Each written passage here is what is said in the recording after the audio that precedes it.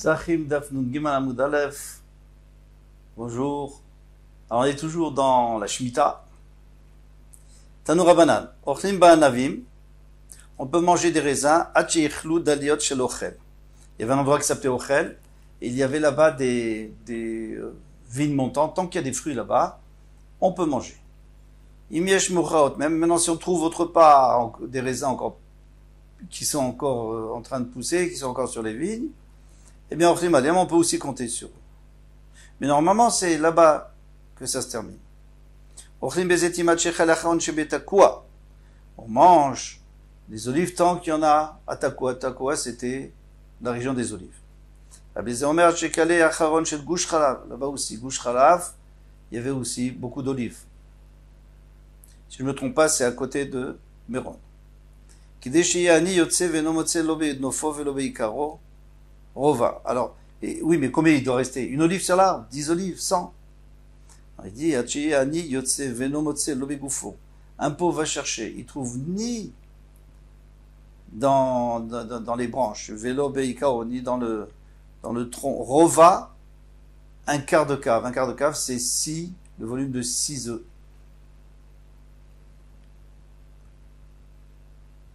Mais s'il trouve un peu dans chaque arbre, c'est pas bon. Il faut que ça soit dans le même arbre. Ochlim, les gros rérotes, on peut manger les figues sèches. Donc on n'a pas besoin de faire biour, on n'a pas besoin de les sortir.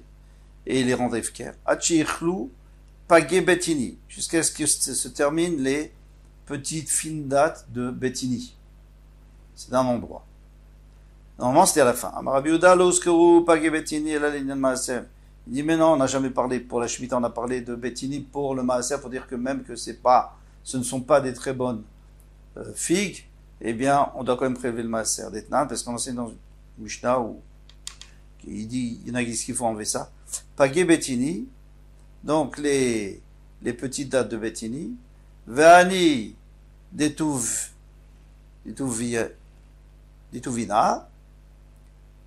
et Ani Dituvina, c'était les figues de Tuvina qui grandissaient pas, qui restaient petites. Chavim b'maaseh, il faut quand même prélever le maaseh. On avait dit qu'on peut manger des dates jusqu'à ce qu'il n'y en ait plus à Tzoar. Rabbi Shimon Gamliel avait dit qu'on peut manger même seulement s'il y en a, même si elles sont tombées, mais elles sont encore sur les branches. Mais si elles sont dans les ronces, alors non, parce que les animaux ne peuvent pas aller les chercher. Et pourtant on a vu autre chose. Alors c'est plus du tout la même chose. Toi tu me dis, tant qu'il y en a là-bas ou qu'il y en a là-bas, maintenant je te dis non. Jusqu'à Pessah on mange des raisins. Bezetim, les olives, Adat Seret, jusqu'à Shavuot. Begro Gerot, de l'année d'après bien sûr. Parce que ça pousse en été. De la Shemitah. Les gros gerot, les figues sèches, à la Chanukah, jusqu'à Chanukah. Bitmarim, les dates à la Purim, jusqu'à Purim. Vamarav Vibaï, Rabbi Yochanan, Tarte Batrayu Machliv. Rabbi Yochanan, il échangeait, il disait que, non, et les dates jusqu'à Chanukah, et les figues jusqu'à Purim. Alors, en tout cas, on a un problème, c'est que, d'une part, tu me dis, il faut attendre qu'il n'y en ait plus, donc tant qu'il n'y en a plus, on y va, on peut manger. Et là, tu mets une date limite fixe. Répond la Gemara, c'est la même chose, parce que généralement, jusqu'à Pessah, il y a ça, jusqu'à Shavuot, etc. Mais, on verra la différence. Alors, une deuxième réponse, je te dirais, Haktane Be'edia, il y a écrit explicitement que si il y en a qui sont plus loin, plus tard, plus tardifs que celle, par exemple, de Tzohar, eh bien, on peut manger. Alors, qu'est-ce qu'on voit d'ici? C'est que, nous dit le Chazonish, il y a deux réponses, mais quelle est la nafkamina à la halakha? Quelle est la différence pour la halakha? C'est que, d'après la deuxième réponse, on a dit, s'il y a des meucharot, dans la première, on a dit, s'il y en a des tardifs, on peut manger, mais attention, jusqu'à la date limite de Pessah, ou de Shavuot, etc. Ça, c'est d'après la deuxième réponse. D'après la première réponse, on nous dit que non, On dit c'est le même chiot, mais si par hasard il y en a qui durent un peu plus longtemps, eh bien pas encore manger, donc c'est plus de kula. Tani Rabbi Shimon ben Gamliel Omer Siman Larim Milin. Maintenant toi tu dis, on avait dit que à Yehuda il y a 3 sortes de terrains, il y en a en montagne, en vallée et en plaine. La même chose en Galilée, la même chose est vers Yarden. Maintenant comment je sais ce qui s'appelle une montagne et ce qui s'appelle une vallée? Quel est le siman? Il y a un siman. Siman Larim Milin. Dans les montagnes, c'est là où poussent les noix de Galles et elles sont bonnes. Elles sont mieux qu'autre part. Siman et Amakim, Dekalim. Si tu veux savoir la vallée, eh bien là-bas tu trouveras des palmiers dattiers parce que c'est le seul arbre qui peut bien pousser là-bas. Parce qu'il y a trop d'eau. L'eau c'est gorgé d'eau. Les autres arbres ont du mal. Siman et Nechalim, Kanim. Dans un nachal, donc un ruisseau, même s'il n'y a plus d'eau, eh bien, il y a des roseaux. Siman et Shvela, Shikma. Dans les plaines, il y a du Shikma, sycomore. Alors d'après le Barthénois, c'est des figues de mauvaise qualité. Le fait de chiennerait à la davar, même si j'ai pas de preuve, Zecher la davar, il y a une allusion dans la Torah, Shneimar, Vaïten, dans la Nach, Vaïten Amelech, et Shlomo Amelech a donné, et à Kesef Birushalayim Kiavadim. De l'argent, c'était comme des pierres, tellement qu'il en avait, distribué. Veta Razim, Natan Keshekamim, et donc les cèdres, pour que les gens puissent construire des maisons avec, c'est du bois cher. Eh bien, Keshekamim Asher Basfela, comme les Shekamim, qui sont, comme les sycomores qui sont dans les plaines, la Rof. Donc on voit qu'il y en a beaucoup dans la plaine. Siman Narim Milim. Maintenant on va nous demander qu'est-ce que c'est que tout ça? Pourquoi on nous dit ça? C'est des informations. Pour nous dire que là, tu vas caler toi-même, tu vas te prendre, tu vas voir où pousse chaque chose. Siman Narim Milim, Siman Yamakim Dekalim, Nafka Mina, les Bikurim. C'est pour savoir d'où je peux apporter les Bikurim. Pourquoi? Parce que de la montagne, je peux pas apporter de bikurim là-bas il y a des, qu'est-ce qu'il y a dans la montagne? Il y a des noix de Galles, on n'apporte pas des noix de Galles. On peut apporter que des 7 sortes. Maintenant pourquoi on nous a parlé des palmiers dattiers? Velomi dekalim shubarim. Mais les décalim, il faut pas, les palmiers dattiers, il faut pas apporter des bikurim. Les bikurim, c'est ce qu'on apporte au Beth Amikdash, les prémices. Il faut apporter des beaux fruits. Donc déjà, on peut apporter que des fruits des Israël et pas de noix. Deuxièmement, on peut apporter des dattes de la vallée parce que c'est là où elles sont bonnes. Elles aiment bien l'eau, mais pas de la montagne. Parce qu'on vient de nous dire c'est dans la vallée que ça pousse bien.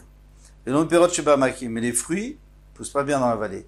Il faut pas apporter des fruits par exemple les olives et tout ça, de la vallée. Donc on a appris tout ça pour nous dire qu'est-ce qu'on apporte et quelle qualité. Siman Nechanim Kanim. Maintenant, qu'est-ce que tu viens nous dire qu'il y a des roseaux? Ça nous arrange à quoi? Nafkamina, les Nachaletan. Vous savez que si on a trouvé un mort entre deux villes, eh bien, on prend une génisse, pile entre deux villes, on mesure, on prend une génisse et on lui brise la nuque, ou Nachaletan. Nachaletan, ça veut dire un endroit où ça n'a jamais été labouré. C'était un Nachal, c'est un ruisseau, même s'il n'y a pas d'eau, c'est de la terre dure, c'est de la terre qui n'a pas été travaillée. Alors comment on sait? Si on voit des roseaux par là-bas, alors on sait. Siman les Shvela Shikma.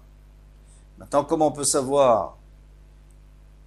La Shvela, donc le Shvela, on avait dit que c'était les plaines, c'est Shikma, c'est des sycomores. Nafkamina et Mekar au même cas. Eh bien, à quoi ça nous sert? C'est pour nous dire que si moi je vends quelqu'un et je lui dis que ton champ est dans la plaine, alors on va vérifier. Lui dit non, c'était pas de la plaine, c'était de la vallée. Alors on va vérifier, on va voir. S'il y a des sycomores, eh bien, j'ai eu raison. Et la vente est bonne. Sinon, je l'ai roulé. Alors il m'a dit, mais une fois que tu nous as dit ça, que c'était pour acheter et vendre, acheter des titres l'archive, parce que tu en arrives à 7, ça va. Coulon n'a mis les cartes en même carte. T'as plus besoin de dire que c'était pour apprendre d'autres choses, les bikurim et tout. Tu peux dire que c'était pour apprendre. Mais car au même cas, ça veut dire que si je dis à quelqu'un, je te vends un terrain en montagne, alors la montagne, ça dépend. Hein. Il y a des endroits où on vous dira la montagne, à partir de 200 mètres, 300 mètres, ça s'appelle déjà la montagne, parce que c'est un pays où il y a très peu d'altitude. Mais si vous allez au Tibet, à 1000 mètres, c'est toujours pas la montagne. Et même à 4000 mètres, ils appellent ça le plateau, la plaine. Donc, après, je sais pas exactement la race, si on vend au Tibet un terrain, mais si tu dis à la montagne, eh bien, va voir s'il y a des noix de Galles, eh bien, tu avais raison. Sinon, tu m'as roulé. Et la même chose pour la vallée. La vallée, s'il y a des bons palmiers dattiers, c'est que c'était une vallée. Sinon, non. Et, etc. Matnitin. Alors, on continue avec les minagim. Makom shenagolim korbe madaka nenochim mochim. Les endroits où on a l'habitude de vendre une bemadaka, c'est-à-dire un petit bétail. Un goy, on peut vendre. Makom shelona agulim korbe, les endroits où on n'a pas l'habitude de vendre un petit bétail à un goy, en mochim. On ne vend pas. Alors ça dépend du minag. Mais al pi halakha, on aurait le droit de vendre un petit bétail à un goy. Un gros bétail, non. Pourquoi? Parce que si je vends un gros bétail à un goy, d'abord, il y a des gens qui vont dire, ah tiens, il a vendu, donc je peux aussi lui prêter ou lui louer. Et il va travailler Shabbat. Et on sait très bien qu'il y a écrit que les Vemtecha, ta Bema ne devra pas travailler Shabbat. Pire que ça, il peut arriver que je lui vende juste à l'entrée de Shabbat et alors il me dit, bon, elle veut pas avancer la bête, alors je vais l'encourager à avancer. Et on sait très bien que Shabbat, on n'a pas le droit de faire avancer une bête. Ça s'appelle Mechamer. Une bête qui porte quelque chose. Ah, alors pour cette raison, on a le droit de vendre Bemadaka. Pourquoi? Parce qu'une chèvre, on ne va jamais la charger. Elle ne va jamais travailler. Alors, pourquoi est-ce qu'il y avait un minag de ne pas le faire? Parce que les gens, ils vont se tromper. Ils vont dire, voilà, lui, il a vendu une Bemadaka. Il a vendu un petit bétail. Moi, je vais vendre un gros bétail. Quelle est la différence? Mais ça va même plus loin, on va voir. Donc, Bemagasa, c'est sûr qu'on a le droit de vendre, comme on a dit, pour les raisons qu'on a déjà énumérées. Agalim, même des veaux, Vesayachin, ou alors des anons, Shlemim, qui sont capables de travailler, bien que pour l'instant ils ne travaillent pas. Mais qui sait la différence? Tu vois quelqu'un qui vend un anon, alors quel âge il a? Est-ce qu'il va commencer à travailler? Alors moi je lui vends un peu plus âgé. Bon, alors on a tout interdit. Shvurin, il vient nous dire que même si il est handicapé, il peut pas marcher, cet animal, eh bien on n'a pas le droit de le vendre. Alors pourquoi on n'aurait pas le droit de le vendre? De toute façon il peut pas marcher. Parce que les gens qui le voient chez le goy, ils le connaissent. Dans le temps les gens, ils connaissaient, ils savaient très bien que c'était le tien. Donc ils le voient chez les goy, d'où ils savent s'il est handicapé ou pas. Il est en train de se reposer, en train de brouter chez le goy, il ne voit pas. Donc il dit, ah lui il a vendu, moi aussi je peux vendre. Il est vrai que les chachamim sont allés très loin. Hein. Alors on est obligé de dire que kula xeraï, parce que normalement on ne fait pas une xéra pour une xéra, parce que là on est en train de faire une xéra pour protéger une autre xéra. Déjà le fait de vendre, c'est une xéra, le fait de vendre un animal à un goy. Même un gros bétail. Et ensuite on fait un petit bétail, et ensuite on fait s'il est handicapé. C'est-à-dire qu'en réalité les Chacham ils avaient tellement peur de ça qu'ils ont dit allez tout est interdit. Mais Rabbi Yehuda Matir Bishvura, Rabbi Yehuda Matir, si il s'est brisé la patte, pourquoi? Parce qu'il dit certainement le gars il va pas la garder, il va la tuer, il va la manger. Donc il n'y a pas beaucoup de chances qu'il y ait Maritaïn. Ben Betera Matir Bessouz, Ben Betera lui permet si c'est un cheval. Pourquoi? Parce qu'un cheval, il est fait pour porter un homme, ou un cavalier. Et un homme ne sait atzmo. On a un principe dans Shabbat que l'homme se porte lui-même. Donc si le cheval porte l'homme, il y aura bien sûr un issour de chevaucher, mais c'est seulement un issour de Rabbanan. Donc il dit, on va pas commencer à interdire parce que peut-être qu'après on va faire un Issoda. Si on sait qu'il va faire un Issoda Raïta, comme par exemple le cheveu, le bœuf ou l'âne, oui. Mais pas si va Issoda Ravan. Ah. Alors pourquoi le Tanakama, lui, il a interdit? Parce qu'en réalité, il y a des chevaux qui sont faits pour porter des bêtes ou des oiseaux. Et eux, on dit pas Chai Noset Asmo. Un être humain, on dit l'homme lui-même, il l'aide parce qu'il a envie d'avancer. Tandis que l'animal, au contraire, il traîne. Donc il s'appelle pas, donc c'est une charge. Donc on a tout interdit.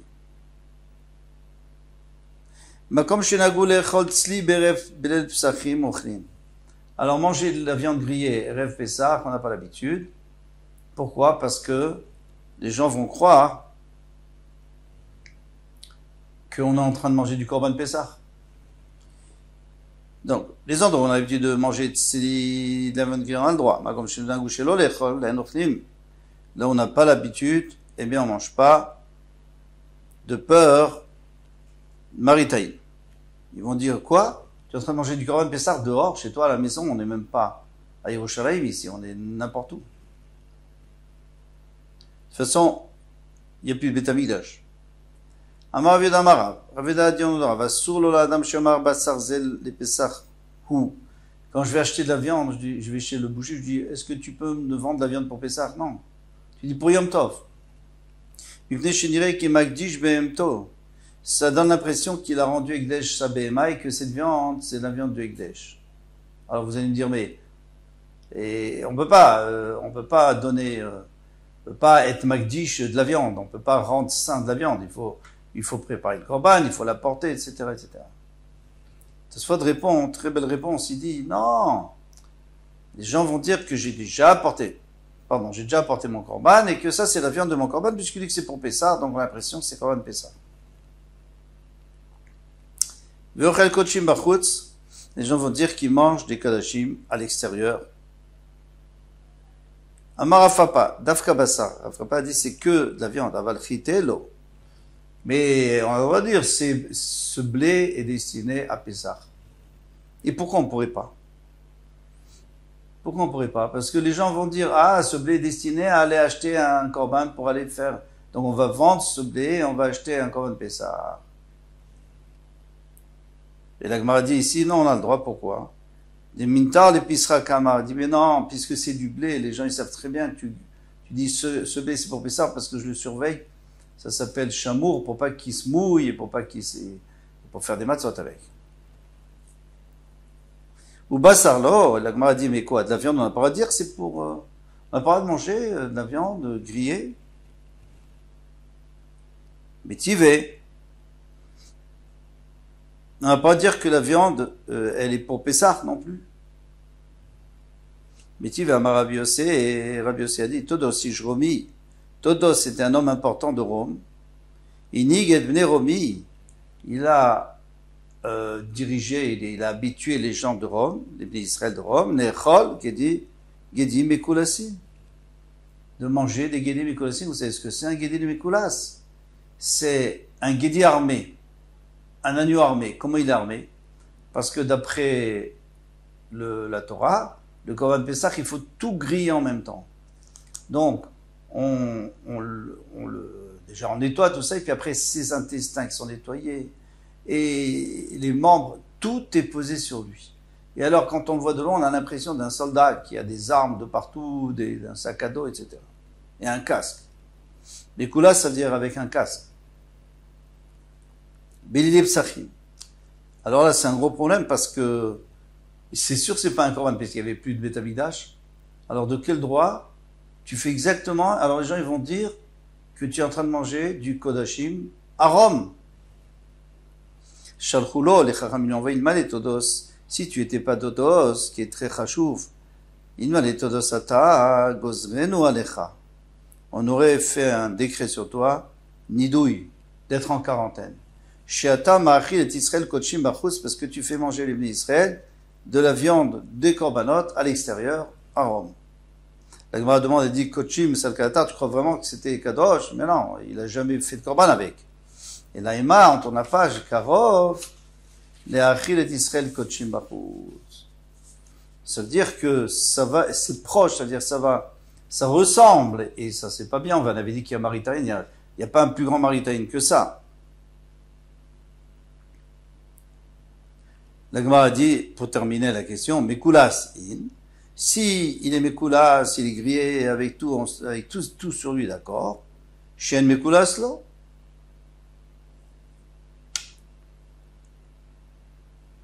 Alors tu vois bien qu'on a le droit de manger Gedi Mekoulas. Pardon, qui n'est pas Mekoulas, il est grillé. Alors pourquoi on nous dit qu'on n'a pas le droit à cause de Maritaï? Une réponse.